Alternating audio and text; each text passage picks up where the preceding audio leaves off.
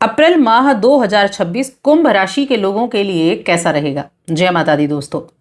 देखिए, 4 ग्रहों का राशि परिवर्तन इस महीने में होगा और इनसे कई ग्रह एक साथ मिलकर कुछ योगों का निर्माण भी करेंगे। सबसे पहले अगर हम बात करें तो महीने की शुरुआत होगी राहु और मंगल और बुध, ये आपकी राशि आपकी लग्न में होंगे। उसके बाद 2 अप्रैल को मंगल का राशि परिवर्तन मीन राशि में हो जाएगा, जहां पर शनि भी विराजमान है और सूर्य भी विराजमान है। तो ये जो ग्रहों की स्थिति है ये त्रिग्रह योग एक बार फिर से बना देगी। उसके बाद 11 अप्रैल को बुध भी मीन राशि में प्रवेश कर जाएंगे और मीन राशि बुध की जो नीच की राशि होती है। 14 अप्रैल को सूर्य का राशि परिवर्तन अपनी उच्च की राशि मेष राशि में हो जाएगा। तो इस महीने में 14 अप्रैल तक तो सूर्य आपके द्वितीय भाव में है, उसके बाद आपके तीसरे भाव में अपनी उच्च की अवस्था में पहुंच जाएंगे। 19 अप्रैल को शुक्र का भी राशि परिवर्तन होगा। शुक्र महीने की शुरुआत से ही आपके तीसरे भाव में विराजमान रहेंगे और 19 अप्रैल को ये आपके चौथे भाव में अपनी ही राशि में आ जाएंगे। ये जो शुक्र की स्थिति है ये काफी शुभ स्थिति बनी हुई है। अब ये जो ग्रह हैं ये कैसे रिजल्ट आपको देंगे हम इसके बारे में बात कर लेते हैं। लेकिन गुरु बृहस्पति को देखा जाए तो गुरु बृहस्पति पंचम भाव में अपने ही नक्षत्र में है, तो ये आपके लिए अच्छे रहेंगे, अच्छे रिजल्ट देने वाले रहेंगे। शनि जो है वो आपके दूसरे भाव में बैठे हुए हैं, हालांकि 22 अप्रैल तक ये अस्त भी हैं और इनका जो प्रभाव है वो कैसा होगा चलिए जानते हैं। तो आगे बढ़ने से पहले छोटा सा निवेदन, चैनल पर पहली बार आए हैं तो चैनल को सब्सक्राइब करें और जय माता दी कमेंट बॉक्स में जरूर लिख दें। सबसे पहले मैं बात करूंगी आपके करियर के बारे में। देखिए, इस अप्रैल के महीने में अगर हम करियर की बात करें तो आपके करियर भाव के स्वामी होते हैं मंगल देव, जिनकी स्थिति आपके दूसरे भाव में बनी हुई है। बहुत अच्छी तो नहीं कही जा सकती, शनि के साथ युति कर रहे हैं मंगल, और शनि और मंगल जब एक साथ होते हैं तो बहुत अच्छा योग नहीं बनाते। लेकिन सूर्य भी यहाँ विराजमान है और सूर्य और मंगल की जो युति है वो मैं कहूंगी ठीक ठाक रहने वाली है। अब ये दूसरे भाव में आपको एक चीज बहुत ध्यान रखनी है इस महीने में कि किसी भी तरह की लापरवाही आपको नहीं करनी है। कोई निर्णय ले रहे हैं तो, परिवार के साथ बैठे हैं तो, धन की स्थिति है तो, क्योंकि द्वितीय भाव क्या है, द्वितीय भाव आपके धन का है, आपकी वाणी का है, आपकी संचित चीजों का है। इसीलिए किसी भी तरह के काम को करने में जल्दबाजी या लापरवाही नहीं करनी है। कोई भी निर्णय लेते हैं तो बहुत पेशेंस की आवश्यकता होगी और कार्य क्षेत्र में आपको अपने शब्दों का भी चयन बहुत सोच समझकर करना होगा। दूसरा भाव वाणी का भी है, वाणी पर विशेष रूप से ध्यान देना है, क्योंकि कई बार हम टिप्पणी बहुत आवेश में आकर कर देते हैं, लेकिन वो टिप्पणी करते समय हम शब्दों का चयन ठीक से नहीं कर पाते हैं। तो इस बात का आपको विशेष रूप से ध्यान रखना है। अगर हम व्यापार की बात करें तो व्यापार करने वाले जातकों के लिए 11 अप्रैल से जो स्थिति बनने वाली है वो ओवरऑल ठीक ठाक रहने वाली है। देखिए, बुध ग्रह बहुत अच्छे तो नहीं रिजल्ट दे रहे हैं, लेकिन ये राहु के साथ 11 अप्रैल तक विराजमान है, तो आपके लिए व्यवसाय के मामले में जब निर्णय लेंगे बस थोड़ा सावधानी रखनी है। अब गुरु बृहस्पति की दृष्टि भी इन पर है 11 अप्रैल तक और राहु के ऊपर तो है ही। तो जब आप किसी भी तरह का कोई काम कर रहे हैं, किसी भी तरह का कोई डिसीजन लेने वाले हैं, तो ऐसे में अनुभवी लोगों से सलाह मशवरा अगर आप कर लेंगे या कुछ और लोगों से आप सलाह मशवरा कर लेंगे, अपने बड़ों से आप कर लेंगे, तो वहां स्थितियां अच्छी हो जाएंगी, परिणाम अच्छे मिल सकते हैं आपको। नौकरी करने वाले जातकों की अगर बात करें तो देखिए, नौकरी करने वाले लोगों के लिए ठीक ठाक समय रहने वाला है, कोई ऐसा नेगेटिव चीजें नहीं है। और जो छठा भाव है, छठे भाव के स्वामी होते हैं चंद्रमा, जो महीने की शुरुआत में आपकी ही राशि में विराजमान रहेंगे। यहां आपको कुछ ऐसे काम दिए जा सकते हैं जो हो सकता है आपको ना पसंद हो और आप उन जिम्मेदारियों को ना लेना चाह रहे हो, लेकिन फिर भी आपको वो जिम्मेदारियां निभानी होंगी।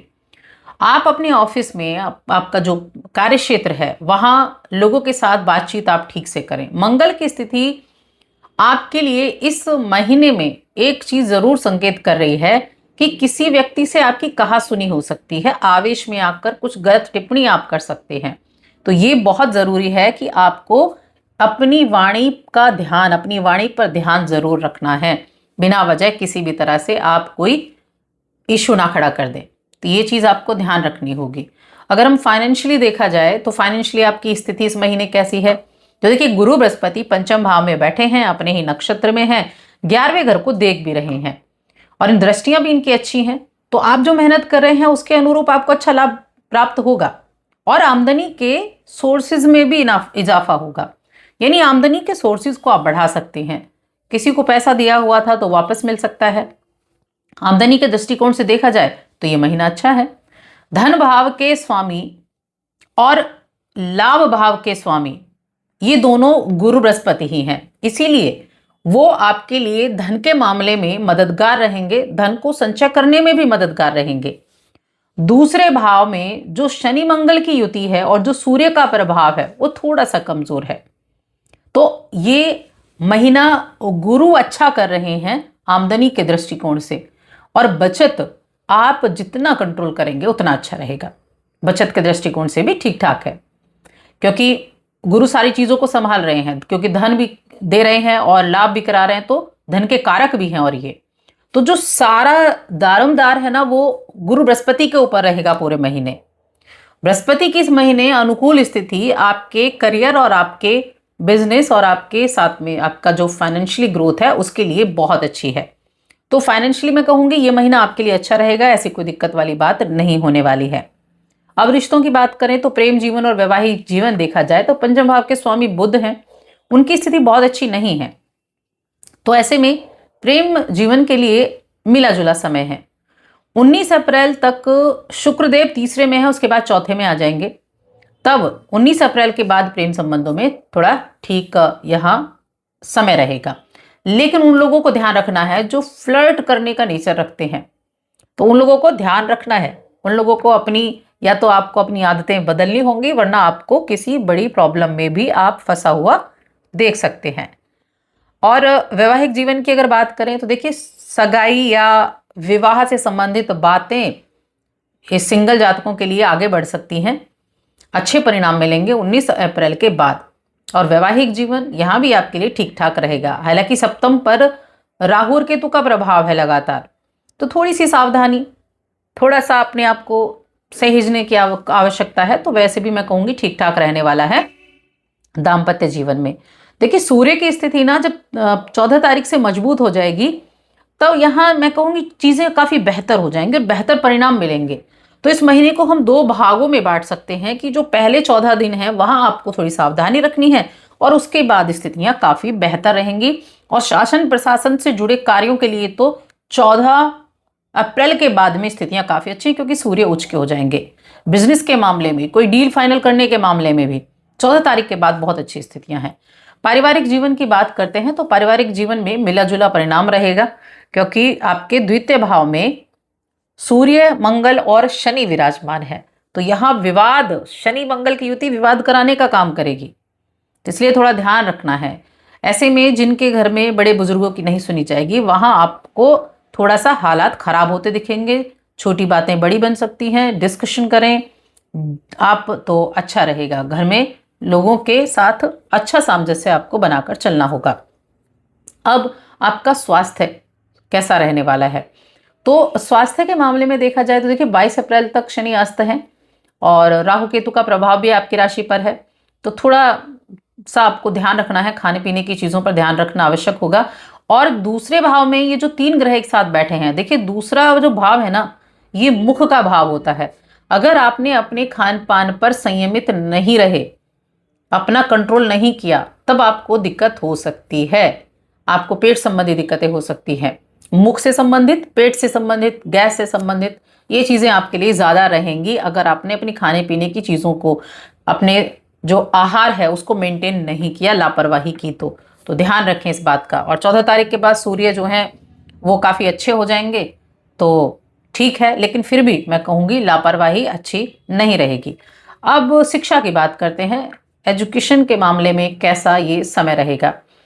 तो पंचम जो भाव है ये शिक्षा का भाव भी है, जहां पर गुरु बृहस्पति बैठे हैं और पंचम के स्वामी आपकी राशि में और आपके दूसरे भाव में रहेंगे। दूसरे भाव में नीच के हो जाएंगे, आपकी राशि में राहु के साथ विराजमान है।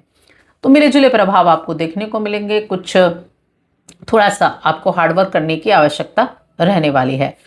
शेयर मार्केट की अगर देखी जाए तो शेयर मार्केट के मामले में मैं कहूँगी यहाँ पर भी आपको मिले जुले प्रभाव देखने को मिलेंगे, क्योंकि पंचम के स्वामी 11 तारीख से नीच के हो जाएंगे। हालांकि वहाँ शुक्र होंगे, सूर्य होंगे, मंगल होंगे, शनि होंगे, जो भी डिसीजन लें बहुत सोच समझ कर लगें, और उपाय बहुत ज़्यादा ज़रूरी बन जाते हैं आपके लिए। क्या उपाय करने हैं? उपाय आपको, एक तो रविवार के दिन आपको किसी को गुड़ दान करना है, ये उपाय आप कर सकते हैं। दूसरा, नियमित रूप से हनुमान चालीसा का पाठ करें, क्योंकि मंगल के लिए हनुमान चालीसा का पाठ करना बहुत आवश्यक है।